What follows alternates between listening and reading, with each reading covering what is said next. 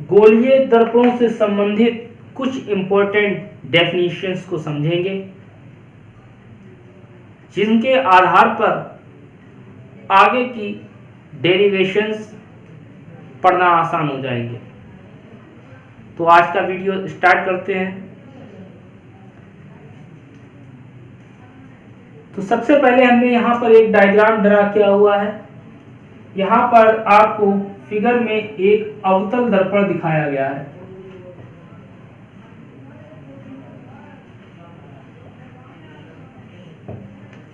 अवतल दर्पण हो चाहे उत्तल दर्पण हो, दोनों ही दर्पणों में ये परिभाषाएं कॉमन है और इन परिभाषाओं के बेस को बहुत ही गौर से समझेंगे।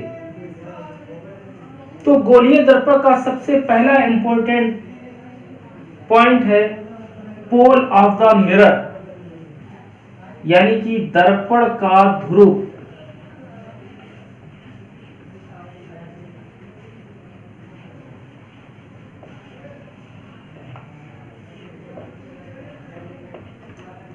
दर्पण का ध्रुव क्या होता है?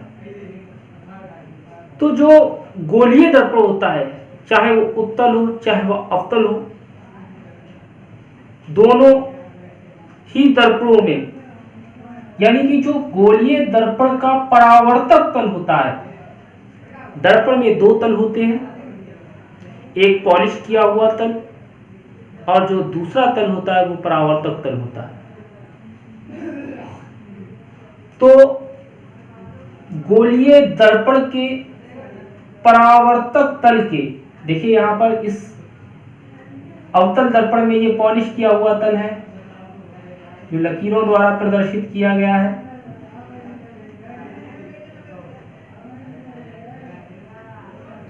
तो ये गोलीय दर्पण का पॉलिश किया हुआ अंदर वाला जो दबा हुआ तल है वो परावर्तक तल है, और परावर्तक तल के जो बीच का सेंटर है उसी को हम दर्पण का ध्रुव कहते हैं। तो परिभाषा क्या कहेंगे? गोलीय दर्पण के परावर्तक तल के मध्य बिंदु को दर्पण का ध्रुव कहते हैं। इसे P से प्रदर्शित करते हैं, P फॉर पोल। तो चाहे अवतल दर्पण हो चाहे उत्तल दर्पण हो, दोनों के परावर्तक तल का जो सेंटर होगा, जो मध्य बिंदु होगा, उसी मध्य बिंदु को दर्पण का ध्रुव कहा जाएगा। फिर से एक बार परिभाषा को देख लेते हैं। गोलीय दर्पण के परावर्तक तल के मध्य बिंदु को दर्पण का ध्रुव कहते हैं। इसे कैपिटल P से प्रदर्शित करते हैं।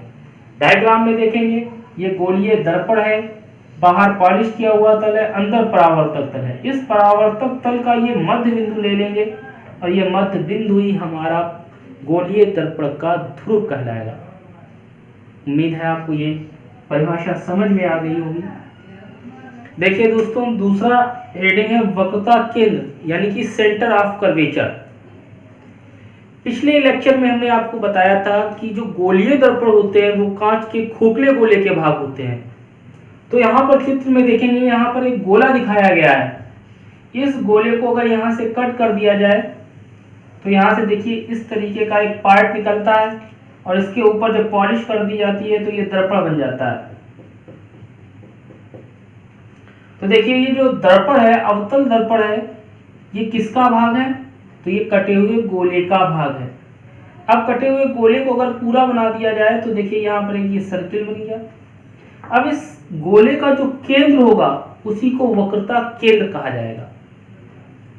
तो परिभाषा क्या बनती है? गोलीय दर्पण कांच के जिस खोखले गोले का भाग होता है उसके केंद्र को वक्रता केंद्र कहते हैं। इसे कैपिटल C से प्रदर्शित करते हैं। देखिए यहाँ एक बार फिर से समझते हैं। यहाँ पर ये गोला दिखाया गया है। गोले को अगर यहाँ से कट कर दिया जाए तो यहाँ पर ये एक भाग निकल आया। अगर इसके बाहरी पृष्ठ पर पॉलिश कर दी जाए तो ये एक अवतल दर्पण बन जाता है।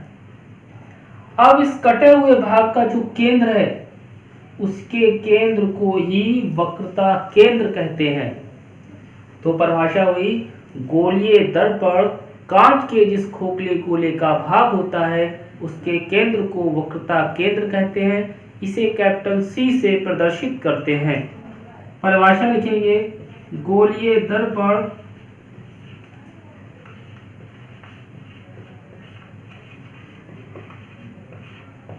कांच के जिस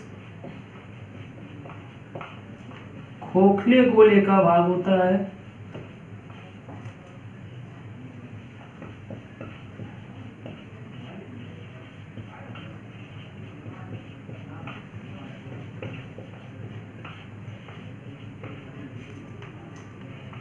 उसके केंद्र को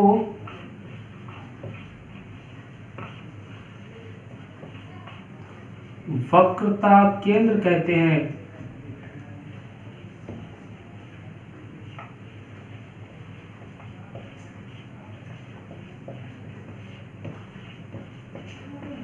इसे प्रायः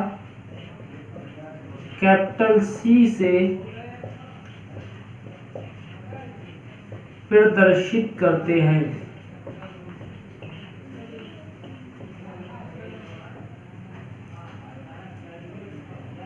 अगली हेडिंग पे आते हैं, वक्रता त्रिज्या।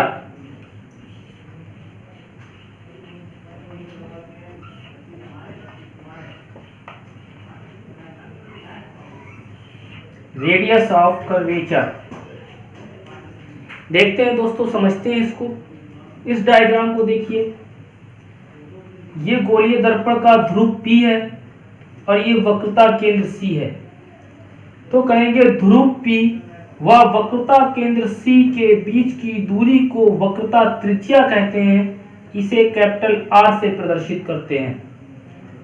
तो क्या कहेंगे, ध्रुव P यानी गोलीय दर्पण का जो मध्य बिंदु का ध्रुव है वो ध्रुव P तथा वक्रता केंद्र C के बीच की दूरी को वक्रता त्रिज्या कहते हैं। इसे कैपिटल R से प्रदर्शित करते हैं। एक बार फिर से देखेंगे, ये गोलीय दर्पण का ध्रुव P है, ये वक्रता केंद्र C है। अब इसके बीच की ये जो दूरी है, ये दूरी इसे मैं हाईलाइट कर रहा हूं, इसी दूरी को वक्रता त्रिज्या कहते हैं। इसे कैपिटल R से प्रदर्शित करते हैं। तो लिख लेंगे, गोलीय दर्पण के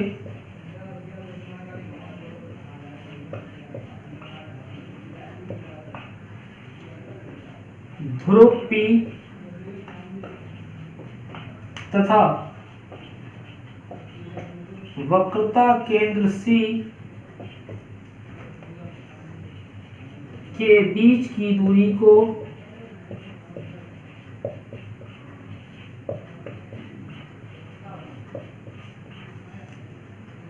वक्रता त्रिज्या कहते हैं।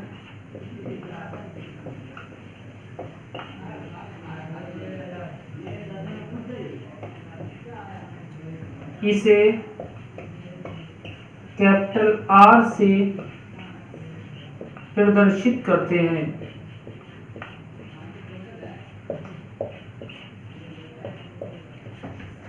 अगली डिफाइन है आपकी परिभाषा है मुख्य अक्ष।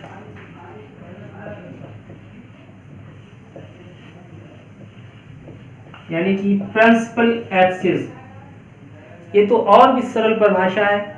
देखिए, डायग्राम की हेल्प से 1 मिनट में समझते हैं। ध्रुव P व वक्रता केंद्र C को मिलाने वाली सीधी रेखा को ही दर्पण की मुख्य अक्ष कहते हैं। फिर से देखते हैं, ध्रुव P तथा वक्रता केंद्र C को मिलाने वाली सीधी रेखा को ही दर्पण की मुख्य अक्ष कहते हैं। यानी कि यहाँ पर ध्रुव P देखिए, यहाँ पर दिखाया गया है, यहाँ पे वक्रता केंद्र C दिखाया गया है। अगर इन्हें दोनों को मिलाती हुई एक लंबी रेखा खींच दें तो इसी को ही दर्पण का मुख्य अक्ष कहेंगे। लिख लेते हैं इसे, गोलीय दर्पण के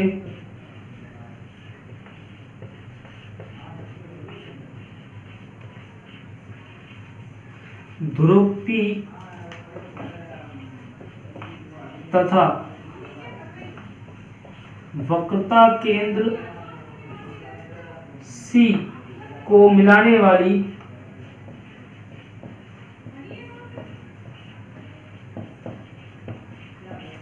सीधी रेखा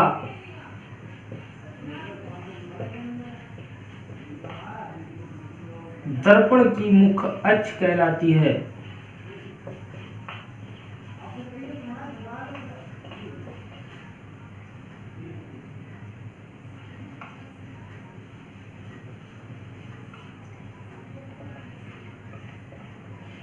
तो यहाँ पे देखें पीसी जो है वो मुख्य अक्ष है दर्पण की। यहाँ पर चित्र में देखिए इस एरो से इसे दर्शाया गया है। तो गोलीय दर्पण के ध्रुव P वक्रता केंद्र C को मिलाने वाली सीधी रेखा को ही दर्पण की मुख्य अक्ष कहते हैं। अगली परिभाषा पर पहुंचते हैं। अब यहाँ पे अभिलंब की परिभाषा देखते हैं। गोलीय दर्पण के किसी बिंदु को वक्रता केंद्र C से मिलाने वाली रेखा, मान लीजिए हमने यहाँ पर एक बिंदु P ले लिया, P पहले से ही है, यहाँ पे हमने मान लीजिए P डैश ले लिया, इस बिंदु को वक्रता केंद्र C से मिला दिया, तो यह इस बिंदु पर यानी P डैश पर यह अभिलंब हो गया। तो अभिलंब की परिभाषा होती है गोलीय दर्पण के किसी बिंदु को वक्रता केंद्र C से मिलाने वाली रेखा उस बिंदु पर अभिलंब होती है। समझते हैं यहाँ पर जैसे ये एक सर्किल है और ये सर्किल का केंद्र है। अगर यहाँ P Q R S कहीं से भी Q से C पर रेखा खींचे, ये इस बिंदु पर अभिलंब है। P से खींचे चाहे R से खींचे चाहे S से खींचे, गोलीय दर्पण के किसी भी बिंदु से उसके केंद्र को मिलाने वाली रेखा को उस बिंदु पर अभिलंब कहा जाता है। तो ये अभिलंब जब भी हमें ड्रा करना होगा, हम गोलीय दर्पण के किसी भी बिंदु से C यानी वक्रता केंद्र को मिलाती हुई एक रेखा खींच देंगे, ये उस बिंदु पर अभिलंब कहलाएगी। तो परिभाषा लिख लेते हैं यहाँ पर।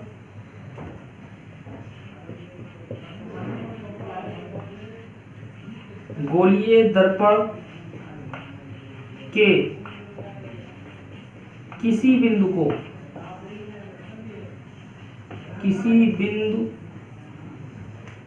से वक्रता केंद्र C को मिलाने वाली रेखा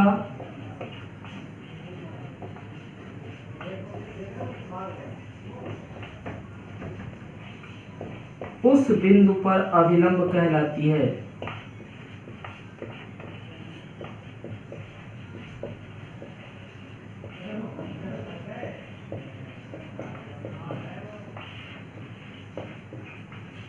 देख लें फिर से, गोलीय दर्पण के किसी बिंदु से वक्रता केंद्र C को मिलाने वाली रेखा उस बिंदु पर अभिलंब यानी कि नॉर्मल कहलाती है। बहुत ज्यादा इंपॉर्टेंट परिभाषा है। द्वारक की परिभाषा देखते हैं। गोलीय दर्पण के बाहरी सिरों को मिलाने वाली जीवा की लंबाई को दर्पण का द्वारक कहते हैं। देख लेते हैं।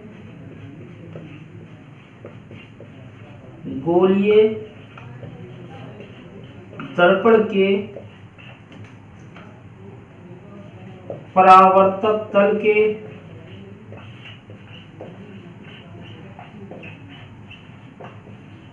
बाहरी सिरों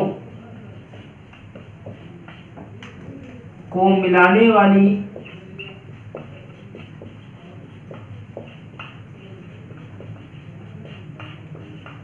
जीवा की लंबाई को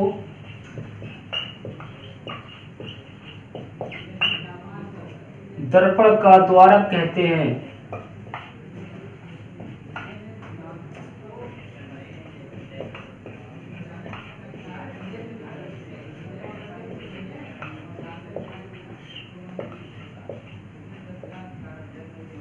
चित्र में ये देखिए M1 M2 दर्पण का द्वारक है।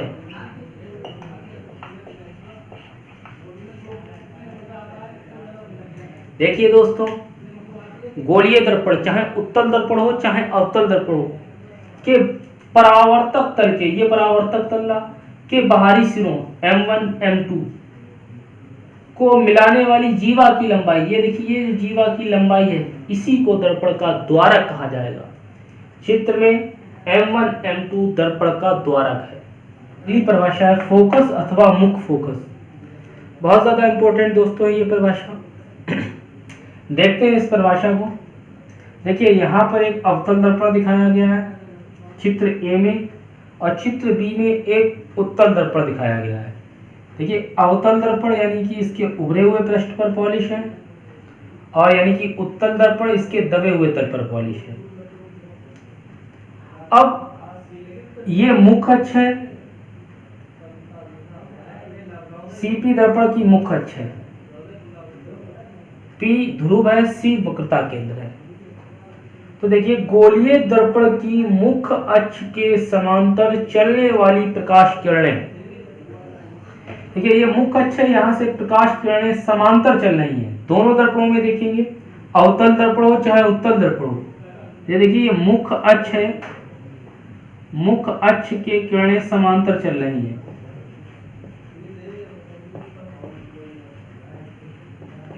ये मुख्य अक्ष है, प्रिंसिपल एक्सिस है, इसके देखिए ये किरणें समांतर, इस मुख्य अक्ष के ये दो किरणें समांतर।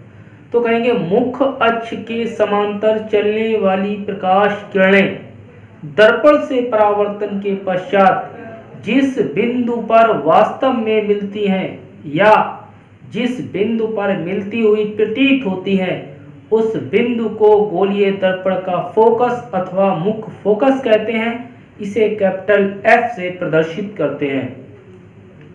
तो देखिए चित्र से समझते हैं, ये अवतल दर्पण है। देखिए ये मुख्य अक्ष के समांतर प्रकाश की किरणें गई, ए और बी पर परावर्तन हुआ, परावर्तन के पश्चात देखिए इस बिंदु पर मिल रही है, जहां पर मिल रही है वहां पर दर्पण का फोकस होगा। यहां पर देखिए उत्तल दर्पण में ये भी मुख्य अक्ष के समांतर गई, ए और बी पर परावर्तन के पश्चात ये देखिए वापस हो गई। लेकिन जब हम अपनी आईज यहां पर लगाकर देखते हैं तो हमें ये रेस इस बिंदु से आती हुई प्रतीत होती है। जब हम अपनी आंखों को लगाकर देखते हैं तो ये रेस हमें यहां से आती हुई प्रतीत होती है, यहां से देखते हैं तो यहां से इस बिंदु से सारी मिलती हुई प्रतीत हो रही हैं। तो इस बिंदु को उत्तल दर्पण का मुख्य फोकस कहेंगे। तो अवतल दर्पण में प्रकाश की किरणें वास्तव में मिलती हैं और उत्तल दर्पण में मिलती हुई प्रतीत होती हैं। तो आप लोग समझ गए होंगे इस डायग्राम से। तो परिभाषा इसकी लिखेंगे, फोकस की परिभाषा लिखेंगे, गोलीय दर्पण के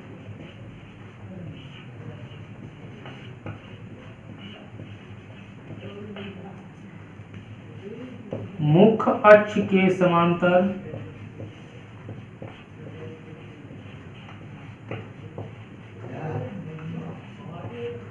आने वाली प्रकाश किरणें, आने वाली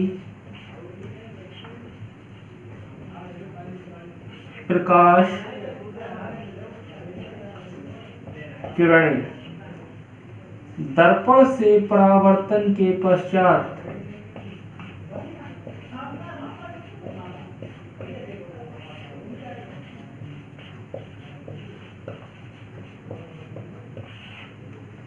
जिस बिंदु पर वास्तव में मिलती हैं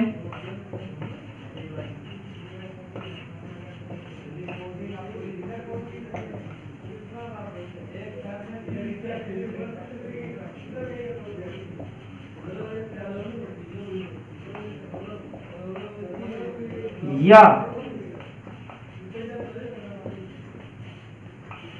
मिलती हुई प्रतीत होती हैं,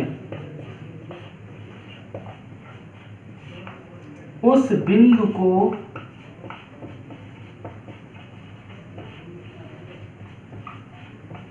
गोलीय दर्पण का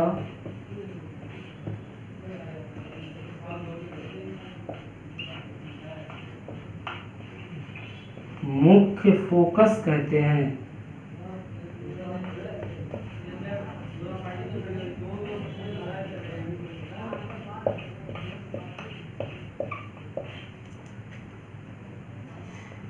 इसे कैपिटल एफ से प्रदर्शित करते हैं।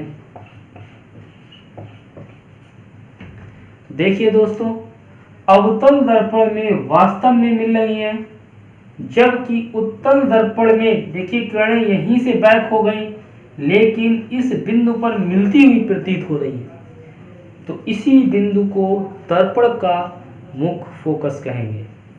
अगली परिभाषा पे चलते हैं।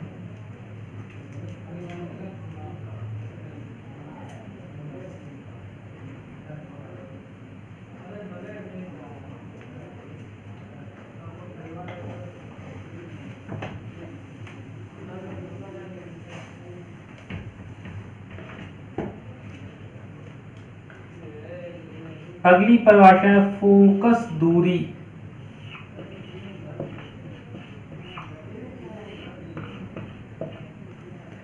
फोकस दूरी यानी फोकल लेंथ। बहुत सिंपल है दोस्तों ये परिभाषा।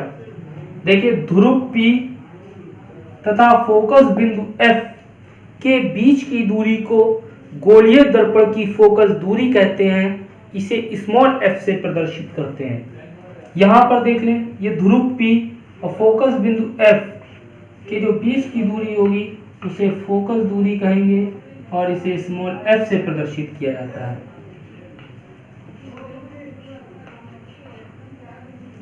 तो ध्रुव P फोकस बिंदु F के बीच की दूरी को गोलीय दर्पण की फोकस दूरी कहते हैं। इसे स्मॉल f से प्रदर्शित करते हैं। लिख लेते हैं दोस्तों, गोलीय दर्पण के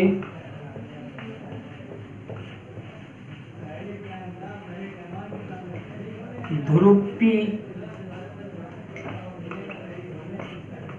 तथा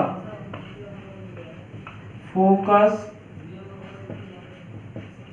बिंदु F के बीच की दूरी को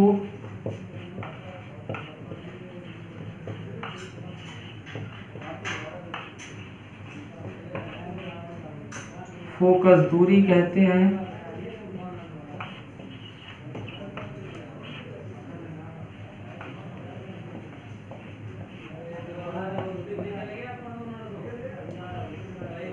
इसे स्मॉल f, ये बात ध्यान रखनी है, फोकस बिंदु को कैपिटल F तथा फोकस दूरी को स्मॉल f से प्रदर्शित करते हैं।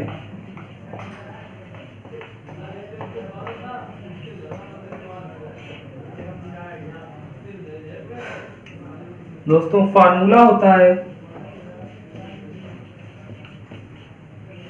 फोकस दूरी स्मॉल f बराबर r/2।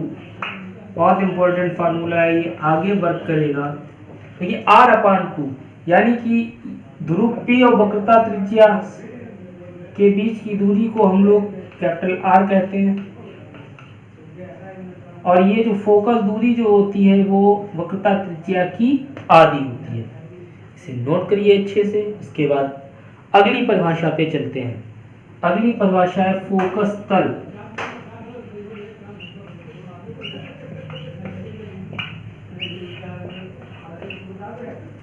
देखिए फोकस बिंदु से होकर जाने वाला तथा मुख्य अक्ष के अभिलंबवत तल को फोकस तल कहते हैं। ये देखिए, ये जो ऊपर तल है इसके और ये जो नीचे तल है, इस तल को ही हम लोग फोकस तल कहेंगे। तो परिभाषा क्या होगी? फोकस बिंदु से होकर जाने वाला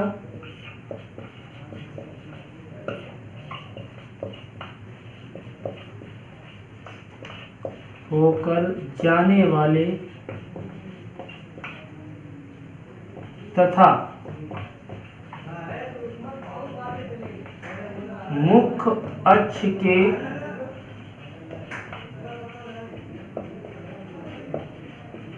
अभिलंबवत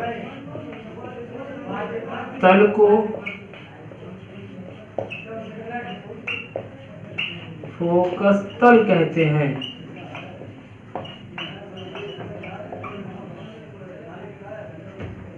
तो देखिए, फोकस बिंदु से होकर जाने वाले तथा मुख्य अक्ष के अभिलंबवत। अब ये मुख्य अक्ष है, इसके अभिलंबवत तल देखिए ये हुआ, हाईलाइट कर रहा हूं, और ये नीचे वाला हुआ। ये जो हमारा तल है, इस तल को ही फोकस तल कहा जाता है।